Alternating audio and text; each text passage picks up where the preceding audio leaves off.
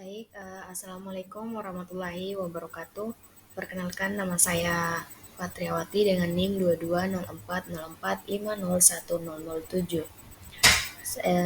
Saya dari jurusan Psikologi Pendidikan dan Bimbingan, Prodi Bimbingan dan Konseling.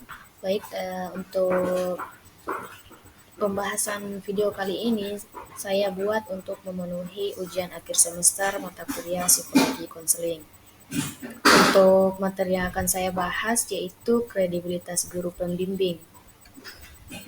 Adapun materi yang pertama yaitu kredibilitas guru pembimbing menurut para ahli, yaitu yang pertama Rogers, di mana menekankan pentingnya autentitas dan keahlian dalam hubungan bimbingan.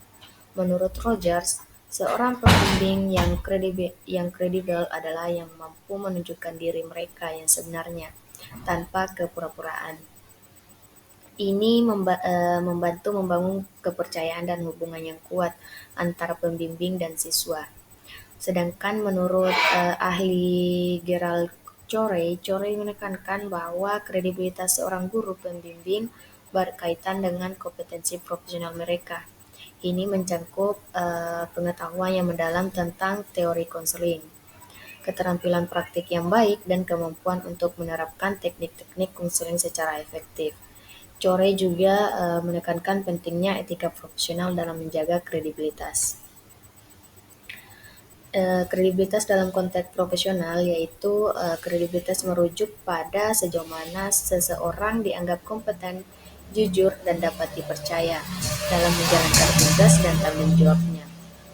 Kredibilitas sangat penting dalam berbagai bidang, termasuk pendidikan. Contohnya dalam kualitas sumber komunikasi, di mana ini menambah diri seorang guru pembimbing dapat dipercaya sebagai orang yang memberikan bantuan paling sedikit.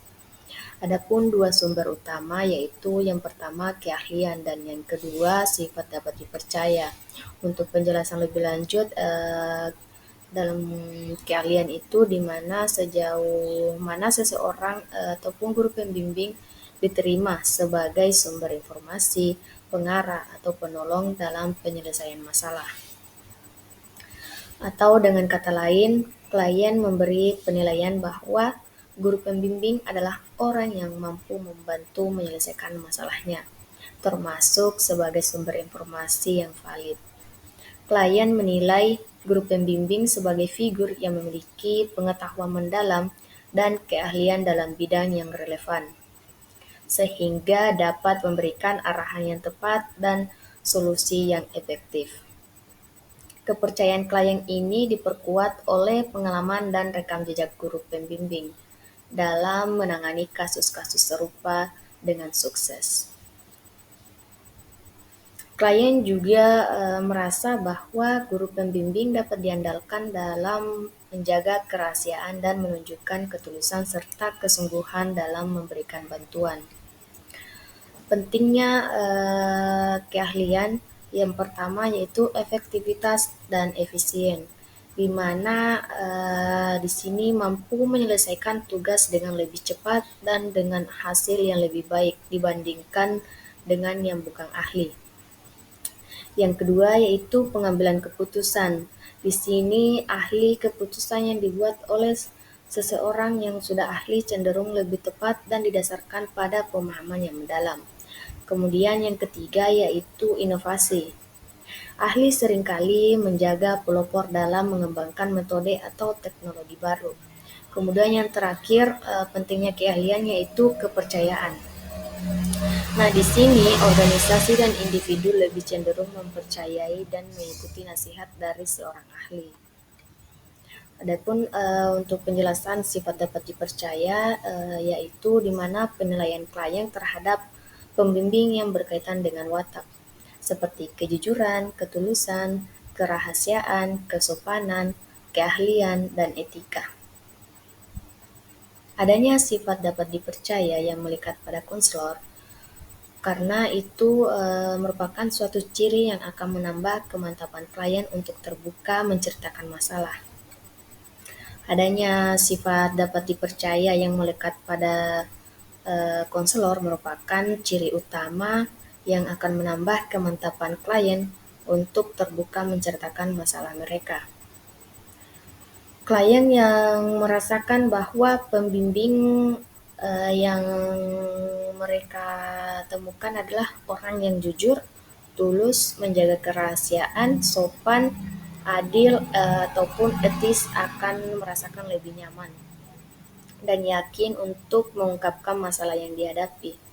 Hal ini menciptakan dinamika konseling yang lebih efektif, di mana pada klien lebih mudah mengakses dukungan dan bimbingan yang mereka butuhkan untuk mengatasi tantangan mereka. Adapun pembahasan selanjutnya yaitu daya tarik fisik. Nah, ini juga penting. Adapun menurut Tyler 1988 menyatakan bahwa daya tarik fisik merupakan salah satu aspek penting dalam interaksi sosial dan penilaian seseorang. Nah, Taylor mengatakan bahwa daya tarik fisik adalah tingkah nonverbal yang tampak pada karakter fisik, yang dimana dapat dibagi menjadi dua kategori, yaitu yang pertama karakter stabil dan karakter tidak stabil. Adapun karakter stabil mencakup aspek-aspek fisik yang relatif permanen seperti bentuk tubuh, struktur wajah, ataupun postur. Ini adalah ciri-ciri yang cenderung tetap sama dalam jangka waktu yang panjang dan dapat mempengaruhi bagaimana seseorang diperspektifkan oleh orang lain secara konsisten. Sedangkan di sisi lain, karakteristik tidak stabil mencakup elemen-elemen yang dapat dengan mudah diubah atau disesuaikan seperti pakaian, perhiasan, dan penggunaan kosmetik.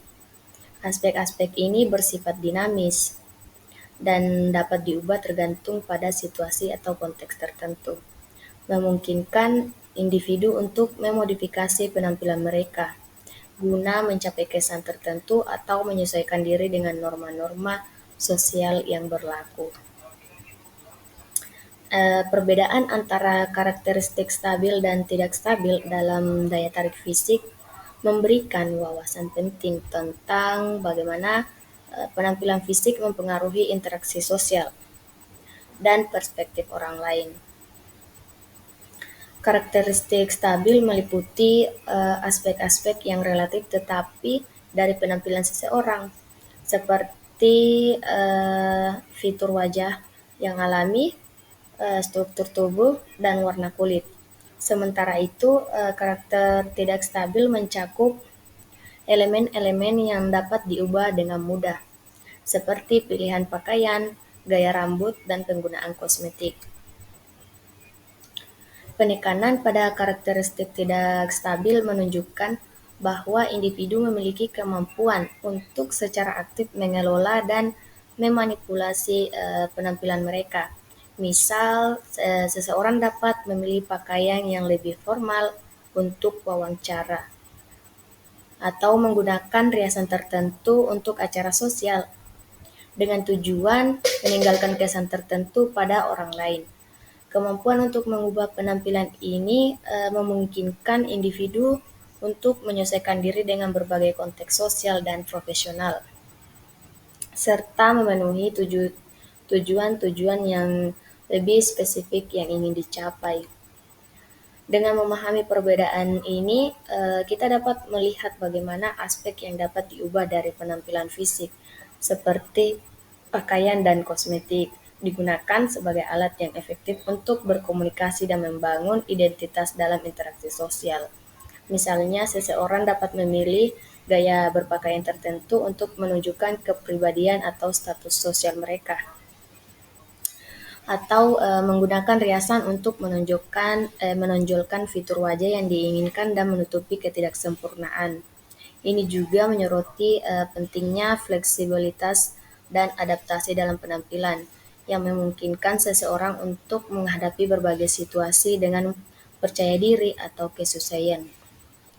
Kemampuan untuk menyesuaikan penampilan sesuai dengan konteks seperti mengenakan busana profesional untuk pertemuan bisnis atau pakaian kasual untuk acara santai, membantu individu mencapai kesan yang diinginkan dan meningkatkan interaksi sosial. Dengan demikian, penampilan fisik yang dapat diubah bukan hanya soal estetika, tetapi juga merupakan strategi penting dalam navigasi sosial dan pencapaian tujuan pribadi maupun profesional. Mungkin itu saja penjelasan yang dapat saya sampaikan. Kurang dan lebihnya mohon dimaafkan. Assalamualaikum warahmatullahi wabarakatuh.